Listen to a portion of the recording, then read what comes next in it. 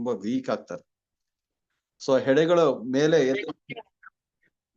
ಎದ್ದು ನಿಂತ ಹೆಡೆಗಳೆಲ್ಲ ಏನಾಗಿತ್ತು, ಈಗ ವಿಷದ ಪ್ರಭಾವ ಹೊರಗಡೆ ವಿಷವನ್ನೆಲ್ಲನೂ ಹೊರಗಡೆ ಕಕ್ಕಿದ ಪರಿಣಾಮವಾಗಿ ಸೊ ಅವೆಲ್ಲಾನು ವೀಕ್ ಆಗಿ ಸೊ ತಲೆನ ಬಾಗ್ಸೋದಕ್ಕೆ ಶುರು ಮಾಡಿದ್ರಂತೆ. ಯಾವ ಹೆಡೆ ತಲೆ ಮೇಲ್ ಎತ್ತುತ್ತಿದೋ ಅಲ್ಲೆಲ್ಲ ಕೃಷ್ಣ ಆ ಹೆಡೆ ಮೇಲೆ ನಿಂತು ತಲೆ ಬಾಗಿಸ್ತಿದ್ರಂತೆ. ಸೊ ಅದೇ ರೀತಿ ಭಗವಂತ ಯಾವತ್ತು ತನ್ನ ಭಕ್ತರಲ್ಲಿ ಅಹಂಕಾರನ ಸೊ ಯಾವತ್ತೂ ಒಪ್ಕೊಳ್ಳಲ್ಲ. ಸೊ ಆ ರೀತಿಯಾದಂತ ಅಹಂಕಾರನ ಸದೆ ಬಡಿಯೋದಕ್ಕೆ ಸೊ ಕೃಷ್ಣ ಎಷ್ಟು ಜನ್ಮದಲ್ಲಿ ಆದ್ರೂ ಬಂದು ಆ ಪ್ರಯತ್ನ ಮಾಡ್ತಾರೆ. ಆ ಒಬ್ಬ ಭಕ್ತನ್ನ ಸರಿಯಾದಂತಹ ಒಂದು ಕ್ರಮ ಶಿಕ್ಷಣದಲ್ಲಿ ಇಡೋದಕ್ಕೆ ಕೃಷ್ಣ ಎಷ್ಟು ಸಲ ಬೇಕಾದ್ರೂ ನಾನು ಜನ್ಮ ತಗೊಳ್ತೀನಿ ಅಂತ ಇಲ್ಲಿ ಹೇಳ್ತಾರೆ. ಸೊ ಹಾಗಾಗಿ ಕಾರ್ಯನ ಹೆಡೆಗಳ ಮೇಲೆಲ್ಲ 101 ಹೆಡೆಗಳ ಮೇಲೆ ಸೊ ಕೃಷ್ಣ ನರ್ತನ ಮಾಡಿದ್ರು. ಸೊ ವಿಷ ಹೊರಚಿಮ್ತು. ವಿಷ ಹೊರಗಡೆ ಬಂದ ನಂತರ ಏನಾಯ್ತು, ಸೊ ವಿಷ ಎಲ್ಲಾನು ಎಕ್ಸಾಸ್ಟ್ ಆಗೋಗಿದೆ ಕಾಲಿಯನಲ್ಲಿ. ವಿಷ ಆದ ನಂತರ ಈಗ ಈಸ್ ವಾಮಿಟಿಂಗ್ ಬ್ಲಡ್, ಅಂದ್ರೆ ರಕ್ತನ ಹೊರಚಿಮ್ತಿದ್ದಾರೆ. ಅವಾಗ ಕೃಷ್ಣನಿಗೆ ಅರ್ಥ ಆಯ್ತು, ಇವನು ವಿಷ ಎಲ್ಲಾನು ವಿಷದ ಪರಿಣಾಮ ಕಡಿಮೆ ಆಗಿದೆ ಅಂತ. ಸೊ ಕಾಲಿಯಾಗೆ ತನ್ನ ಪತ್ನಿಯರು, ನಾಗಪತ್ನಿಯರು ಅಂತ ನಾವೇನ್ ಹೇಳ್ತೀವಿ, ಸೊ ಅವರೆಲ್ಲರೂ ಭಗವಂತನ ಅಪಾರವಾದಂತಹ ಭಕ್ತರು. ಯಾರು? ನಾಗಪತ್ನಿಯರು. ಸೊ ಅವ್ರು ಎಷ್ಟೋ ಸಲ ಕಾಲಿಯಾಗಿ ಹೇಳಿರ್ತಾರೆ, ನೀನು ಸೊ ಭಗವಂತನ ಜೊತೆ ದ್ವೇಷ ಕಟ್ಕೋಬೇಡ, ಸೊ ಭಗವಂತನಿಗೆ ಶರಣಾಗತಿ ಹೊಂದು, ಸೊ ಭಗವಂತನ ಭಕ್ತನಾಗು ಅಂತ ಸಾಕಷ್ಟು ಸಲ ಅವರು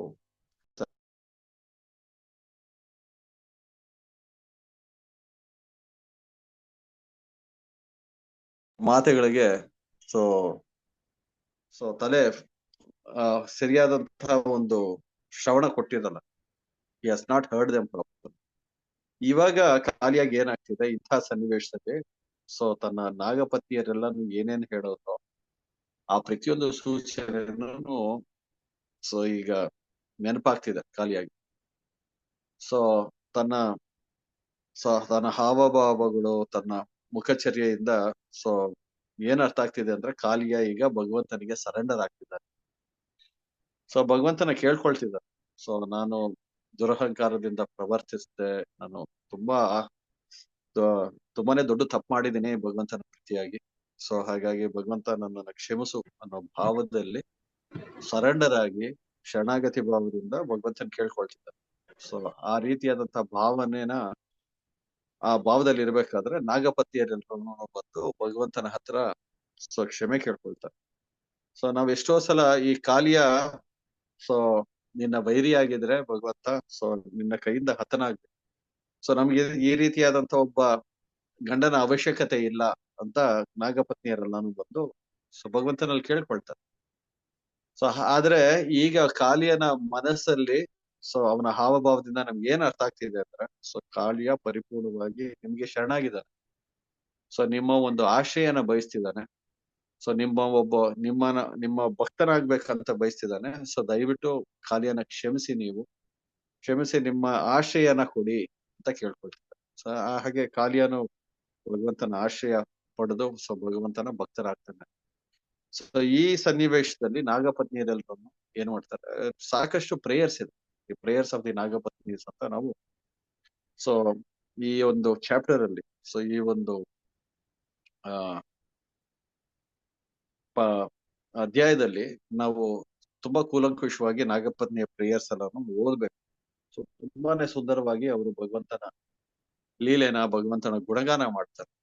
ಸೊ ಆ ರೀತಿಯಾಗಿ ಗುಣಗಾನ ಮಾಡ್ತಿದ್ದಂತಹ ಈ ನಾಗಪತ್ನಿಯರಿಗೆ ಭಗವಂತ ಅಭಯನ ಪ್ರಸಾದ ಮಾಡ್ತಾರೆ. ಸೊ ಕಾಲಿಯನ ರಿಲೀಸ್ ಮಾಡ್ತಾರೆ. ಸೊ ಕಾಲಿಯನ್ಗೆ ಆದೇಶನ ಕೊಡ್ತಾರೆ, ಸೊ ನೀನು ಈ ಯಮುನಾ ನದಿಯ ತಟದಲ್ಲಿ ಎಲ್ಲೂ ನನ್ನ ಕಾಣಿಸ್ಬಾರ್ದು. ಸೊ ನೀನು ನಿನ್ನ ಕುಟುಂಬದ ಸಮೇತ ಸೊ ಈ ಪ್ರದೇಶನ ಬಿಟ್ಟು ಸೊ ತುಂಬಾ ದೂರ ಹೋಗ್ಬೇಕು ಅಂತ ಭಗವಂತ ಆದೇಶ ಮಾಡ್ತಾರೆ. ಸೊ ಅದೇ ಆದೇಶದ ಮೇರೆಗೆ ಕಾಲಿಯ ಅಲ್ಲಿ ಸ್ಥಳಾಂತರ ಆಗ್ತಾರೆ. ಆದ್ರೆ ಕಾಲಿಯ ಕೇಳ್ಕೊಳ್ತಾರೆ, ನಾನ್ ಈ ಸ್ಥಳನ ಬಿಡೋದಕ್ಕೆ ನಾನು ಸಿದ್ಧನಾಗಿದ್ದೀನಿ, ಆದ್ರೆ ನನಗೆ ಒಂದು ಅಭಯ ಕೊಡ್ಬೇಕು ಅಂತ ಭಗವಂತನ ಕೇಳ್ಕೊಳ್ತಾರೆ. ನನಗೆ ಗರುಡನ ಕಂಡ್ರೆ ತುಂಬಾನೇ ಹೆದರಿಕೆ. ಸೊ ಅದಕ್ಕೆ ನಾನು ಈ ಸರೋವರದಲ್ಲಿ ಬಂದು ಆಶ್ರಯ ಪಡೆದಿದ್ದೆ. ಸೊ ಆದ್ರೆ ನಿಮ್ಮ ಒಂದು ಅಭಯನ ನನಗ್ ಕೊಡಿ. ಸೊ ಗರುಡನಿಂದ ನನ್ಗೆ ಯಾವ್ದೇ ರೀತಿಯಾದಂತಹ ಹಾನಿ ಆಗ್ಬಾರ್ದು. ಆ ರೀತಿಯಾದಂತಹ ಅಭಯ ಕೊಟ್ಟಾಗ ಸೊ ನಾನು ಇಲ್ಲಿಂದ ಹೊರಗಡೆ ಹೋಗ್ತೀನಿ ಅಂತ ಕೇಳ್ಕೊಳ್ತು. ಸೊ ಅವಾಗ ಕೃಷ್ಣ ಹೇಳ್ತಾನೆ, ನನ್ನ ಹೆಜ್ಜೆ ಗುರುತುಗಳು ಸೊ ಆಲ್ರೆಡಿ ನಿನ್ನ ಹೆಡೆಯ ಮೇಲಿದೆ. ಸೊ ನಿನ್ನ ಹೆಡೆಯ ಮೇಲೆ ನನ್ನ ಹೆಜ್ಜೆ ಗುರುತುಗಳನ್ನ ಗರುಡದೇವರು ನೋಡಿದಾಗ ಸೊ ನಿನ್ಗೆ ಯಾವುದೇ ರೀತಿಯಾದಂತಹ ಹಾನಿನ ಒದಗಿಸಲ್ಲ. ನೀವೆಲ್ಲರೂ ನಿರಾತಂಕವಾಗಿ ಸೊ ನಿಮ್ಮ ಪ್ರಯಾಣನ ಸಾಗಿಸ್ಬೋದು. ಸೊ ಭಗವಂತ ಅವ್ರಿಗೆ ಅಭಯನ ಕೊಟ್ಟು ಕಳಿಸ್ತಾರೆ. ಆನಂತರ ಸೊ ಕೃಷ್ಣನ ಒಂದು ಪ್ರೆಸೆನ್ಸ್, ಕೃಷ್ಣನ ಒಂದು ಇರುವಿಕೆಯಿಂದ ಏನಾಗ್ತದೆ, ಇಡೀ ಸರೋವರನೇ ಪರಿಶುದ್ಧವಾಗಿ ಹೋಗುತ್ತೆ. ಸೊ ಕಾಲಿಯ ವಿಷದಿಂದ ಕಲುಷಿತವಾದಂತಹ ಒಂದು ವಾತಾವರಣ ನಿರ್ಮಾಣ ಆಗಿತ್ತಲ್ಲ ಆ ಸರೋವರದಲ್ಲಿ, ಆ ಸರೋವರ ಪರಿಪೂರ್ಣವಾಗಿ ನಿಷ್ಕಲ್ಮಶವಾಗಿ ತುಂಬಾನೇ ಸುಂದರವಾದಂತಹ ಸರಸ್ಸು ಆಗಿ ಅದು ಮಾರ್ಪಾಟಾಗುತ್ತೆ. ಸೊ ಅಲ್ಲಿರುವಂತಹ ಈ ಮೂರ್ಛೆ ಹೋದಂತಹ ಗೋವುಗಳಾಗ್ಲಿ, ಗೋಪಾಲಕರಾಗ್ಲಿ, ಸೊ ಮತ್ತೆ ಕರುಗಳಾಗ್ಲಿ ಅವರೆಲ್ಲಾನು ಮತ್ತೆ ಜೀವಕ್ಕೆ ಬರುತ್ತೆ. ಸೊ ಮತ್ತೆ ಯಾವುದೇ ರೀತಿಯಾದಂತಹ ಆತಂಕ ಇಲ್ಲದೆ ಸೊ ಎಲ್ಲ ಬ್ರಜವಾಸಿಗಳೆಲ್ಲನೂ ಕೃಷ್ಣನ ಬಂದು ಆಲಿಂಗನ ಮಾಡ್ಕೊಳ್ತಾರೆ. ಸೊ ಕೃಷ್ಣನ ಕೊಂಡಾಡ್ತಾರೆ. ಸೊ ಕೃಷ್ಣನ ಈ ನರ್ತನ ನೋಡಿ ಅವರೆಲ್ಲರನ್ನು ಮಂತ್ರಮುಗ್ಧರಾಗುತ್ತಾರೆ. ಸೊ ಕಾಲಿಯನ ಮೇಲೆ ಮಾಡದಂತೆ ಈ ನರ್ತನ. ಸೊ ಈ ರೀತಿಯಾದಂತಹ ಲೀಲೆಗಳನ್ನ ನಾವು ಸ್ಮರಣೆ ಮಾಡಬೇಕು. ಸೊ ಅದಕ್ಕೆ ಇವತ್ತು ನಮ್ಮ ಮಥುರಾಪತಿ ಪ್ರಭುಗಳಾಗ್ಲಿ, ಪರಾಭಕ್ತಿ ಮಾತಾಜಿ, ವರದರಾಜ ಪ್ರಭು ಸೊ ಇವರೆಲ್ಲರೂ ಒಂದು ಅವಕಾಶ ಮಾಡ್ಕೊಟ್ಟಿದ್ದಾರೆ ಭಕ್ತರಿಗೆಲ್ರಿಗೂ ಈ ರೀತಿಯಾದಂತಹ ಲೀಲೆನ ಆಸ್ವಾದನೆ ಮಾಡುವಂತದಕ್ಕೆ. ಸೊ ಅದಕ್ಕೆ ಅವರಿಗೆ ಆಭಾರಿಗಳಾಗಿರ್ಬೇಕು. ಸೊ ನಾನು ಆಭಾರಿಯಾಗಿದ್ದೀನಿ ನನಗೆ ಈ ರೀತಿ ಇಂತ ಒಂದು ಅವಕಾಶನ ಕೊಟ್ಟಿದ್ದಕ್ಕೆ. ಸೊ ಅನಂತರ ಕಾಲಿಯ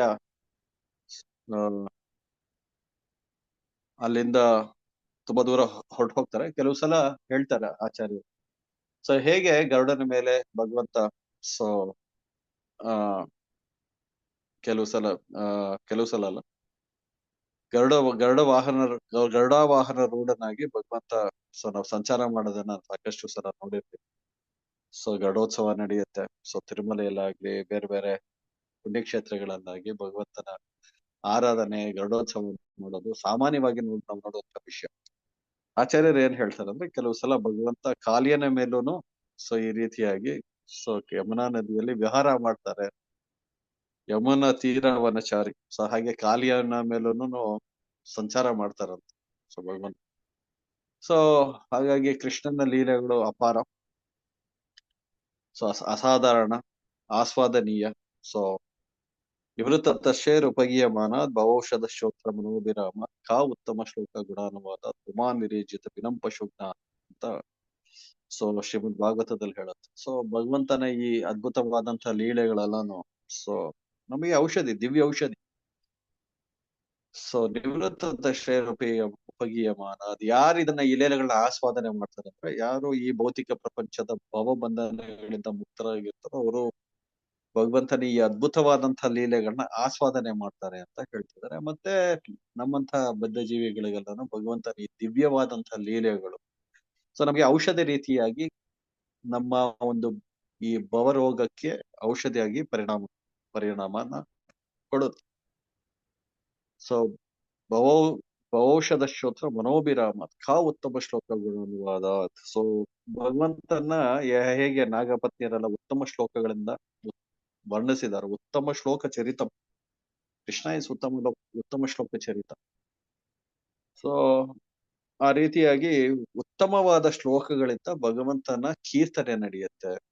ಸೊ ಯಾರು ಈ ಲೀಲೆಗಳನ್ನ ಆಸ್ವಾದನೆ ಮಾಡಲ್ಲ ಅಂದ್ರೆ, ಯಾರು ಪಶುಜ್ಞಾತ್ ಅಂದ್ರೆ ಯಾರು ಸೊ ಪಶುಗಳಾಗಿರ್ತಾರೋ ಅವ್ರು ಆಸ್ವಾದನೆ ಮಾಡೋದಕ್ಕಾಗಲ್ಲ. ಪಶುಜ್ಞಾತ್ ಅಂದ್ರೆ ಇನ್ನೊಂದು ಅರ್ಥ ಏನು, ಯಾರು ಸೊ ಇತರೆ ಜೀವಿಗಳಿಗೆ ಹಿಂಸೆ ಕೊಡ್ತಾರೋ, ಸೊ ಇತರೆ ಜೀವಿಗಳ ಆತಂಕ ಕೊಡ್ತಾರೋ ಅಂತವ್ರು ಭಗವಂತನ ಲೀಲೆಗಳನ್ನ ಅರ್ಥ ಮಾಡ್ಕೊಳ್ಳೋದಕ್ಕಾಗ, ಅವರು ಆಸ್ವಾದನೆ ಮಾಡೋದಕ್ಕಾಗ.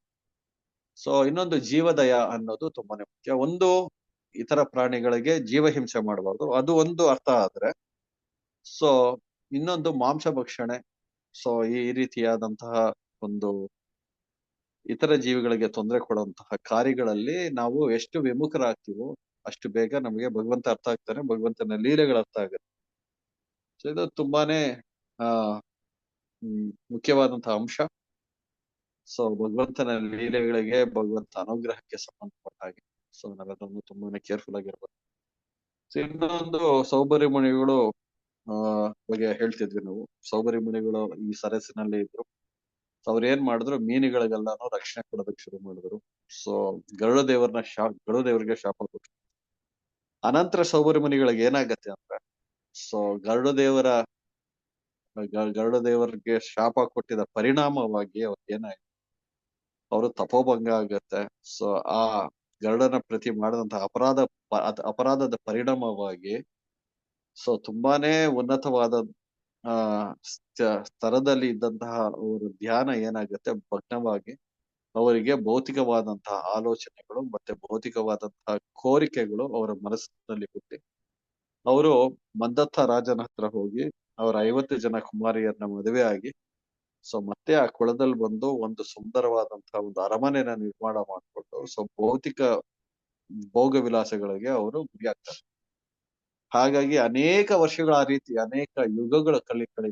ಸೊ ನಂತರ ತನಗೆ ನೆನಪಾಗುತ್ತೆ, ನಾನು ಭಗವಂತನ ಧ್ಯಾನ ಮಾಡ್ತಿದ್ದೆ, ವಿಷ್ಣುವಿನ ಧ್ಯಾನ ಮಾಡ್ತಿದ್ದೆ.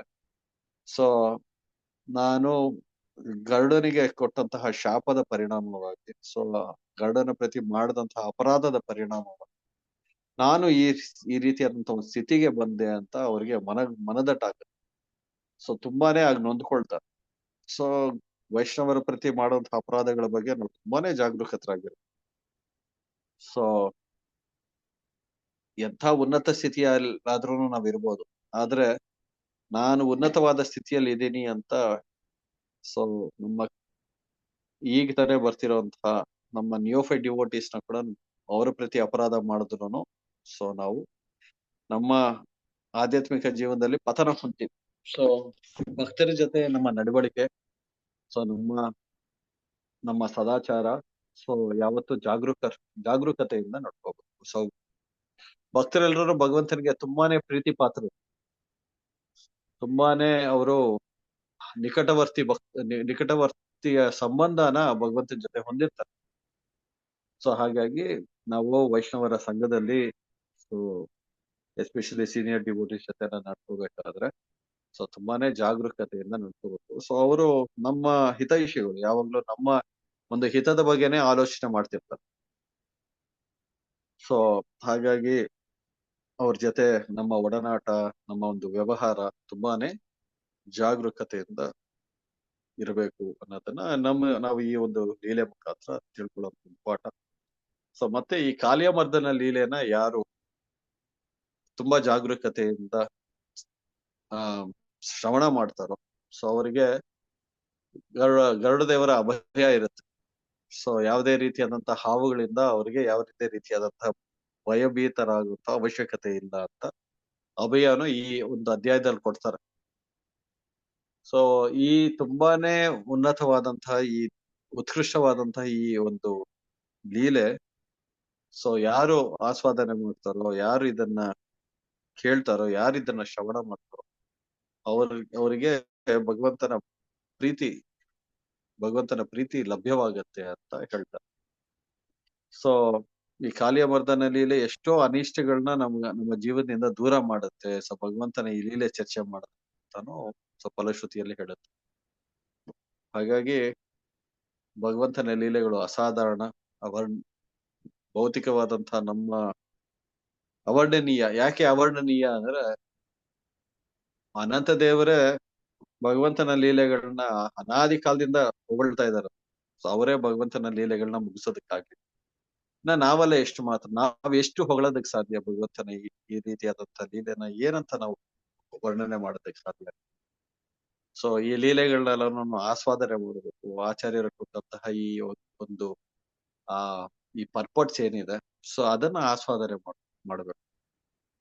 ಸೊ ಇಲ್ಲಿ ಬ್ರಜವಾಸಿಗಳು ಯಾರನ್ನು ಭೌತಿಕವಾದಂತಹ ಆತಂಕಕ್ಕೆ ಗುರಿಯಾಗಿಲ್ಲ, ಅವರು ಭಗವಂತನ ಉತ್ಕೃಷ್ಟವಾದಂತಹ ಒಂದು ಪ್ರೇಮಕ್ಕೆ ಗುರಿಯಾದ್ರು. ಸೊ ಭಗವಂತ ಈ ರೀತಿಯಾದಂತ ಕೆಲವೊಮ್ಮೆ ಆತಂಕಕರವಾದಂತ ಸನ್ನಿವೇಶಗಳನ್ನ ನಿರ್ಮಾಣ ಮಾಡೋದು ಏನಕ್ಕೆ ಅಂದ್ರೆ ಅವರಿಗೆ ಭಗವಂತನ ಭಕ್ತರಿಗೆ ಭಗವಂತನ ಬಗ್ಗೆ ಪ್ರೀತಿ ಇನ್ನೂ ಹೆಚ್ಚಾಗ್ಲಿ, ಇನ್ನೂ ಅವರಲ್ಲಿ ಆ ವೃದ್ಧಿಯಾಗ್ಲಿ, ವರ್ಧನೆಯಾಗ್ಲಿ ಅನ್ನೋ ಒಂದು ಉದ್ದೇಶದಿಂದ ಈ ರೀತಿಯಾದಂತ ಸನ್ನಿವೇಶಗಳನ್ನ ಭಗವಂತ ಸೃಷ್ಟಿ ಮಾಡ್ತಾನೆ.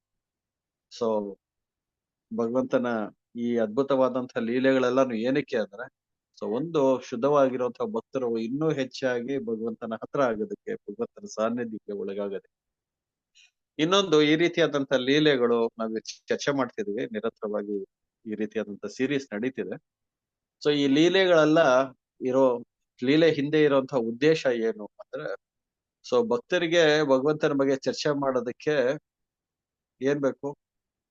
ಭಗವತ್ ಕಥಾ ಬೇಕು. ಸೊ ಆ ರೀತಿಯಾಗಿ ಈ ಅವ್ರು ಚರ್ಚೆ ಮಾಡ್ಕೊಳ್ಳೋದಕ್ಕೆ ಈ ರೀತಿಯಾದಂತ ಒಂದು ಸನ್ನಿವೇಶನ ಭಗವಂತ ಸೃಷ್ಟಿ ಮಾಡ್ತಾರೆ. ಸೊ ಭಕ್ತರಿಗೆ ಅದರಲ್ಲೇನೆ ಆಸ್ವಾದ. ಮಚ್ಚಿತ್ತ ಮದ್ಗತ ಪ್ರಾಣ ಬೋಧೆಯಂತೆ ಪರಸ್ಪರಂ ಕಥೆಯಂತಸ್ತು ಮಾಮಿತ್ಯಂ ದುಷ್ಯಂತ ವಿಚಾರ. ಸೊ ಭಕ್ತರಿಗೆ ಬೇರೆ ಯಾವ ವಿಷಯದಲ್ಲೂ ಆಸಕ್ತಿ ಅಥವಾ ಕುತೂಹಲ ಇರಲ್ಲ. ಸೊ ಅದೇ ಭಗವಂತನ ಲೀಲೆಗಳ ಬಗ್ಗೆ ಮತ್ತೆ ಮತ್ತೆ ಅದೇ ಲೀಲೆಗಳನ್ನ ಚರ್ಚೆ ಮಾಡೋದ್ರಿಂದ ಅವರೊಂದು ಆಸ್ವಾದನೆ ಅನ್ನೋದು ಹೆಚ್ಚುತ್ತಾ ಹೋಗುತ್ತೆ ಹೊರತು ಕಡಿಮೆ ಅಂತ. ಸೊ ಇದು that is the beauty of Krishna Leela. ಬೇರೆ ಭೌತಿಕವಾದಂತಹ ವಿಷಯಗಳನ್ನ ಚರ್ಚೆ ಮಾಡಿದ್ರೆ ಕೇವಲ ಅಲ್ಪ ಸಮಯದಲ್ಲೇ ನಾವೆಲ್ಲರೂ ಏನಾಗ್ತೀವಿ, ಸೊ ಬೋರ್ ಹೊಡೆದೋಗುತ್ತೆ. ಸೊ ಮತ್ತೆ ಚರ್ಚೆ ಮಾಡೋದಕ್ಕಾಗಲ್ಲ. ಸೊ ಬರೀ ಇವಾಗ ಕಬ್ಬಿನ ಜಲ್ಲೆ ಇದೆ, ಕಬ್ಬಿನ ಜಲ್ಲೆಯಿಂದ ರಸ ತೆಗೆದ್ಮೇಲೆ ಆ ಕಬ್ಬಿನ ಒಂದು ಪೇಸ್ಟ್ ಇರುತ್ತಲ್ವಾ, ಅದನ್ನ ಎಷ್ಟು ನೀವು ಆಸ್ವಾದನೆ ಮಾಡೋದಕ್ಕೆ ಟ್ರೈ ಮಾಡಿದ್ರು ಏನು ಪ್ರಯೋಜನ ಇಲ್ಲ. ಅದರಿಂದ ಭೌತಿಕವಾದಂತಹ ಒಂದು ಭೌತಿಕವಾದಂತಹ ಚರ್ಚೆಗಳೂ ಹಾಗೇನೆ ಇದೆ. ಸೊ ಆದ್ರೆ ಭಗವಂತನ ಲೀಲೆಗಳನ್ನ ಏನಕ್ಕೆ ಹೋಲಿಸ್ತಿದ್ದಾರೆ ಅಂದ್ರೆ ಒಂದು ಶುಗರ್ ಕ್ಯಾಂಡಿ. ಆ ಶುಗರ್ ಕ್ಯಾಂಡಿನ ನೀವು ಎಲ್ಲಿ ಟೇಸ್ಟ್ ಮಾಡಿದ್ರು will be sweet. So that's how Krishna Leela is always sweet. So ನಮ್ಮ ಆಸಕ್ತಿ ಭಗವಂತನ ಲೀಲೆಗಳ ಬಗ್ಗೆ ಹೆಚ್ಚಾಗ್ತಾ ಹೋಗ್ಬೇಕು. So that is one of the test for your devotional service. ನಾವು ಭಕ್ತಿಯಲ್ಲಿ ಪ್ರಗತಿ ಸಾಧಿಸ್ತಿದೀವಿ ಅನ್ನೋದಕ್ಕೆ ಕುರುಹು ಏನು, ವಾಟ್ ಈಸ್ ದಿ ಸಿಂಪ್ಟಮ್ ಅಂತ ನಾವು ಕೇಳೋದು. So the only symptom is that you are developing ಆಸಕ್ತಿ for Krishna, you are developing taste for Krishna. ಧರ್ಮಾನ್ ಸೋನಿಸ್ಥಿತಾನ್ ಪುಂಸಾನ್ ವಿಶ್ವಕ್ಸೇನ ಕಥಾಸೂಯ ನಾ ಉತ್ಪಾದನೆ ತೀರ್ಥಂ ಶ್ರಮ ಇವ ಹಿ ಕೇವಲಂ ಅಂತ ಶಾಸ್ತ್ರ ಹೇಳುತ್ತೆ. ಸೊ ನಾವು ಭಗವಂತನ ಭಕ್ತಿಯಲ್ಲಿ ಮುಂದೆ ಹೋಗ್ತಿದೀವಿ ಅನ್ನೋದಕ್ಕೆ ಕುರುಹು ಏನು, ವಾಟ್ ಈಸ್ ದಿ ಸಿಂಪ್ಟಮ್ ಅಂದ್ರೆ ಭಗವಂತನ ಕಥೆಯ ಬಗ್ಗೆ ಕೇಳೋದಕ್ಕೆ ನಮ್ಗೆ ಇನ್ನೂ ಹೆಚ್ಚೆಚ್ಚಿನ ಆಸಕ್ತಿ ಮೂಡಬೇಕು ಅಂತ ಶಾಸ್ತ್ರಗಳು. ಧರ್ಮಾನ್ ಸ್ವನುಸಿತಾನ್ ಪುಂಸ ವಿಶ್ವಕ್ಸೇನ ಕಥಾಸೂಯ. So we have to develop taste for Vishvaksena ಕಥಾ ನಾವು ಉತ್ಪಾದನೆ ತೀರತಿ. ಸೊ ಆ ರೀತಿಯಾಗಿ ಆಸಕ್ತಿ ಬೆಳೆಯಲಿಲ್ಲ ಅನ್ಕೊಳ್ಳಿ, ನಾವು ಮಾಡ್ತಿರುವಂತಹ ಕಾರ್ಯ ಅಲ್ಲ, ಬರೀ ಶ್ರಮ ಏವ ಹಿ ಕೇವಲಂ ಅಂತ ಹೇಳ್ತೀವಿ. ಸೊ ಭಗವಂತನ ಲೀಲೆಗಳನ್ನ ಹೆಚ್ಚೆಚ್ಚಾಗಿ ಆಸ್ವಾದನೆ ಮಾಡೋಣ, ಕೇಳೋಣ. ಸೊ ನಮ್ಮ ಮನಸ್ಸು ಮತ್ತೆ ಇಂದ್ರಿಯಗಳನ್ನ ಶುದ್ಧಿ ಮಾಡೋಣ, ಭಗವಂತನಿಗೆ ನಮ್ಮ ಹೃದಯದಲ್ಲಿ ಒಂದು ಸ್ಥಾನ ನಿರ್ಮಾಣ ಮಾಡೋಣ. ಓಕೆ. ಸೊ ಇದೆಲ್ಲ ನಾನು ಈ ಕಾಳಿಯಮರ್ದನ ಲೀಲೆಯ ಪರ್ಪೋರ್ಟ್ಸ್ ಓದಿ, ಸೊ ಶ್ರೀಲ ಪ್ರಭುಪಾದರ ಕೃಪೆಯಿಂದ ಸೊ ನನ್ನ ಸಾಯಿ ಶಕ್ತಿ ಎಷ್ಟಾಗಿದೋ ಅಷ್ಟು ಈ ಒಂದು ಕಾಳಿಯಮರ್ದನ ಲೀಲೆನ ಹೇಳೋದಕ್ಕೆ ಪ್ರಯತ್ನ ಮಾಡಿದ್ದೀನಿ. ಏನಾದ್ರೂ ನ್ಯೂನ್ಯತೆಗಳಿದ್ರೆ ದಯವಿಟ್ಟು ಕ್ಷಮಿಸಿ. ಸೊ ಹೋಪ್ ನಾವೆಲ್ಲರೂ ಕೃಷ್ಣ ಕಥಾ ಚರ್ಚೆ ಮಾಡೋದಕ್ಕೆ ಒಂದು ಅವಕಾಶ ಸಿಕ್ಕಿದೆ ಅನ್ಕೊಳ್ತೇನೆ. So thank you all very much. Granthraj Shrimad Bhagavatam ಕಿ ಜೈ, ಜಗದ್ಗುರು ಶ್ರೀಲ ಪ್ರಭುಪಾದ ಕಿ ಜೈ. ಸೊ ಯಾರಿಗಾದ್ರೂ ಏನಾದ್ರು ಡೌಟ್ಸ್ ಇದೆ? ಹರೇ ಕೃಷ್ಣ ಪ್ರಭು. ప్రభు ఇప్పుడు ಈಗ మన కృష్ణ చెప్పిన ఈచ్ డీమన్ రిప్రజెంట్స్ వన్ అనర్థ కదా. ఇప్పుడు తృణావర్త రిప్రజెంట్స్ ఫాల్స్ ఈగో, తర్వాత ఆవిడ పోతన రిప్రజెంట్స్ ఫాల్స్ గురు. అలా ఇది కాళియా దేన్ని రిప్రజెంట్ చేస్తుంది ప్రభు? కాళియాది నేను చూసుకోవాలనుకున్నాను, మర్చిపోయాను. Anybody remembers please tell us. What is this? Enviousness, Prabhu. I Envious. heard. Okay. Envious. Envious. Okay. Thank you. Enviousness.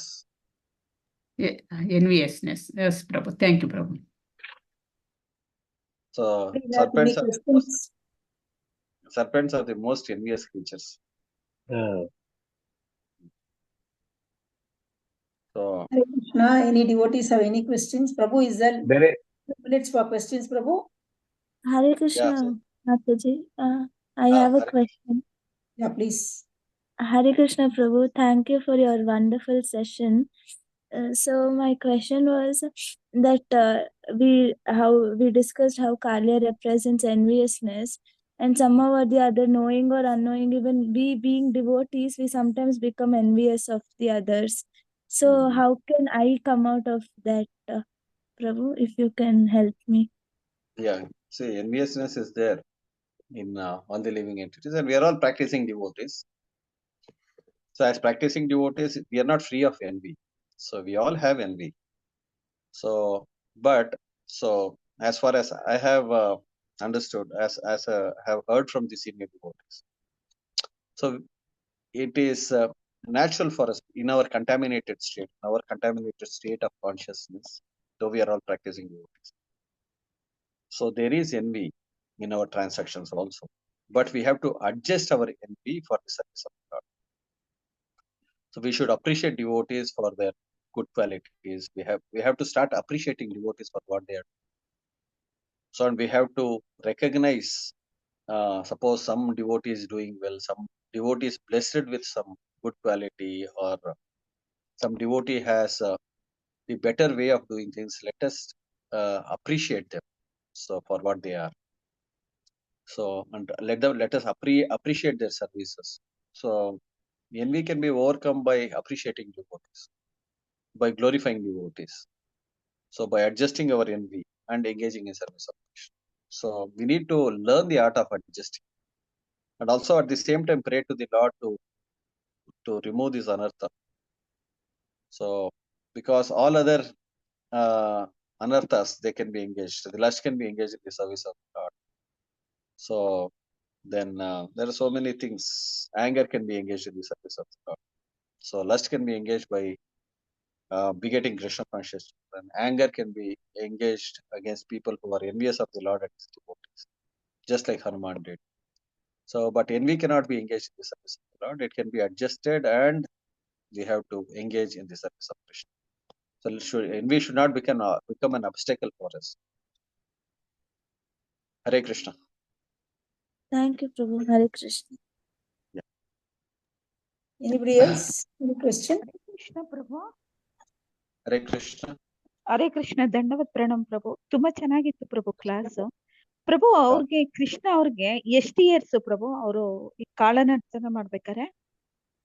Kaliya Mardana, I think he was just 7 years old. 7. Thank you. Hare Krishna is Krishna. So Krishna is always endowed with all his powers. Parasya Shaktir Vivadaiva Shuya. Yes, Prabhu. Hare Krishna. So is there any other questions, or shall we wind up the session? yeah, it's already 8:52. Yes. Prabhu has to retire for the day. Prabhu, ఒక్కసారి video on చేయరా ప్రభు, please. Prabhu, can you give us your My camera is not working. Sorry. ఓ సరే సరే, okay Oh, Prabhu. okay. Yarans I would have started my camera.